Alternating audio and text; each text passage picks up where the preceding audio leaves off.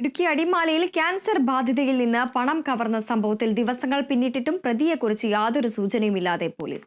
കഴിഞ്ഞ ദിവസമായിരുന്നു അടിമാലി സ്വദേശി ഉഷ സന്തോഷിന്റെ വീട്ടിൽ നിന്ന് പണം മോഷണം പോകുന്നത്. കീമോതെറാപ്പിക്ക് ശേഷം വിശ്രമത്തിലായിരുന്ന ഉഷയുടെ വായിൽ തുണി തിരുകി കയറ്റി കട്ടലിൽ കെട്ടിയിട്ട ശേഷമായിരുന്നു കവർച്ച നടത്തിയത്.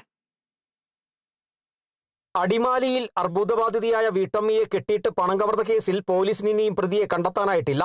കേസിൽ അന്വേഷണം കൂടുതൽ ഊർജിതമാക്കുന്നതിന്റെ ഭാഗമായി കഴിഞ്ഞ ദിവസം പ്രത്യേക അന്വേഷണ സംഘത്തെ പോലീസ് നിയോഗിച്ചിരുന്നു. ഇടുക്കി ഡിവൈഎസ്പിയുടെ നേതൃത്വത്തിൽ 10 അംഗ സംഘമാണ് കേസ് അന്വേഷിക്കുന്നത്. കഴിഞ്ഞ ദിവസമായിരുന്നു ഉഷയുടെ വീട്ടിൽ നിന്ന് പണം മോഷണം പോകുന്നത്. കീമോതെറാപ്പിക്ക് ശേഷം വിശ്രമത്തിലായിരുന്ന ഉഷയുടെ വായിൽ തുണി തിരുകി കയറ്റി കട്ടിലിൽ കെട്ടിയിട്ട ശേഷമായിരുന്നു കവർച്ച നടത്തിയത്. രാവിലെ ഉഷയുടെ ഭർത്താവും മകളും പുറത്തുപോയ ശേഷമായിരുന്നു അജ്ഞാതൻ വീട്ടിനുള്ളിൽ കയറി ഉഷയെ കെട്ടിയിട്ട് 16,500 രൂപ കവർന്നത്. ചികിത്സയ്ക്കായി സുമ്മനസ്സുകൾ സമാഹരിച്ച തുകയാണ് മോഷണം പോയത്. പിന്നീട് അയൽവാസികളെത്തിയപ്പോഴാണ് സംഭവം പുറം ലോകം അറിഞ്ഞത്. പോലീസ് CCTV കേന്ദ്രീകരിച്ച് അന്വേഷണം നടത്തിയെങ്കിലും യാതൊരു തുമ്പുമുണ്ടായില്ലെന്നാണ് വിവരം. Kerala vision news, Idukki.